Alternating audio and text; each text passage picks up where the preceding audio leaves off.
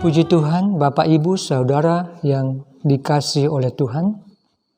Kita siapkan hati kita untuk dengar renungan firman Tuhan pada saat pagi hari ini dengan judul Anggaplah sebagai suatu kebahagiaan.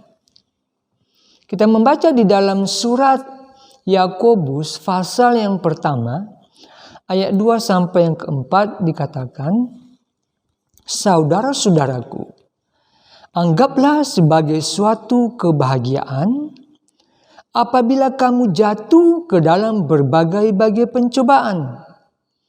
Sebab kamu tahu bahwa ujian terhadap imanmu itu menghasilkan ketekunan. Dan biarkanlah ketekunan itu memperoleh buah yang matang, supaya kamu menjadi sempurna dan utuh dan tak kekurangan suatu apapun. Allah mempunyai suatu rencana khusus untuk hidup kita. Hal itu sudah dimulai pada waktu Ia mula-mula menciptakan manusia, yang membentuk diri kita dengan indahnya, dengan hati-hati serta sesuai dengan kehendaknya dalam tiap-tiap detail. Rupa kita, kepandaian kita, tempat kelahiran kita, keluarga di mana kita akan lahir. Tidak ada satupun dalam diri dan hidup kita yang terjadi sebagai suatu kebetulan. Dalam kasih Ia mencapai kita dan menarik kita kepada dirinya sendiri melalui keadaan-keadaan yang sudah Ia atur untuk maksud itu.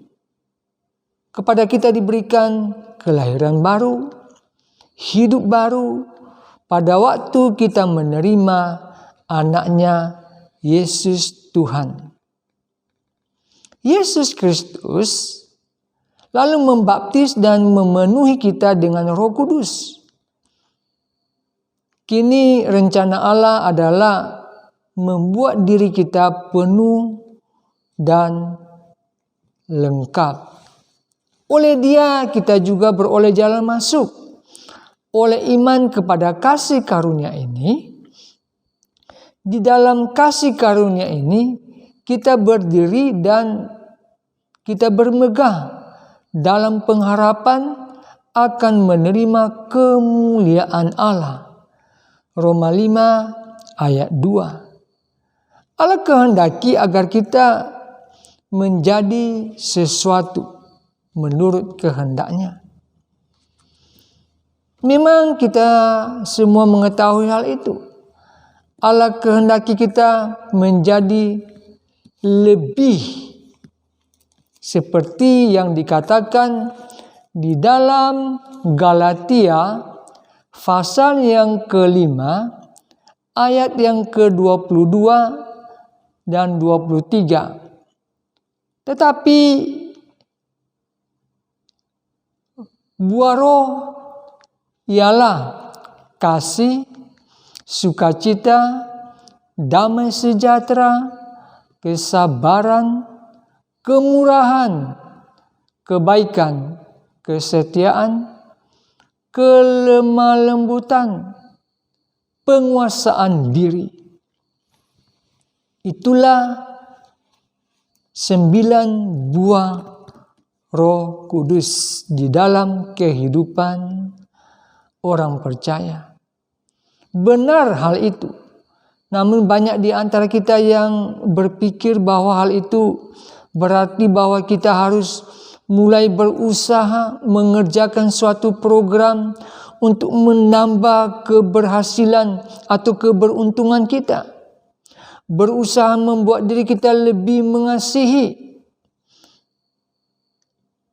Seperti yang dikatakan di dalam Galatia 5 ayat 22 dan 23. Semakin kita mencoba mencapai hal-hal itu, semakin gagal untuk mencapai tujuan kita. Maksud saya, hanya menurut kehendak kita, bukan menurut kehendak Allah. Allah yang harus mengerjakan perubahan itu di dalam diri kita. Ia ingin agar kita menyerahkan diri kita sepenuhnya kepadanya dan percaya bahwa Ia mau mengubah kehidupan kita. Karena itu, saudara-saudara, demi kemurahan Allah, aku menasihatkan kamu supaya kamu mempersembahkan tubuhmu sebagai persembahan yang hidup, yang kudus dan yang berkenan kepada Allah. Itu adalah ibadahmu yang sejati. Janganlah kamu menjadi serupa dengan dunia ini, tetapi berubahlah oleh pembaharuan budimu, sehingga kamu dapat membedakan mana kehendak Allah, apa yang baik, yang berkenan kepada Allah, dan yang sempurna. Amin. Puji Tuhan. Inilah maksud renungan firman Tuhan pada saat ini.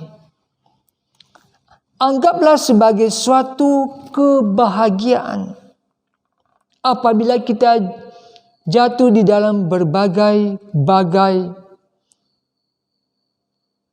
pencobaan.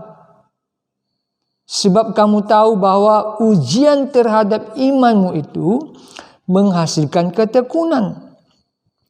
Dan biarkanlah ketekunan itu memperoleh buah yang matang, supaya kamu menjadi sempurna dan utuh dan tak kekurangan suatu apapun. Puji Tuhan, inilah renungan firman Tuhan pada saat ini. Mari kita berdoa. Bapa, di dalam nama Tuhan Yesus, kami bersyukur dan berterima kasih buat firman-Mu pada saat ini. Engkau kehendaki kami supaya kami ada di dalam suatu kebahagiaan itu menurut dan kehendak Allah di dalam kehidupan kami. Tolong kami oleh kuasa Roh-Mu di dalam kami, memampukan kami untuk menikmati kebahagiaan, sukacita dari Roh Kudus. Di dalam nama Yesus kami berdoa.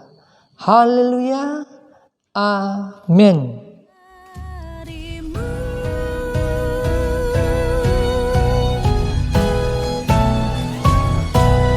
Terima kasih buat kasih-Mu. Terima kasih buat cinta-Mu.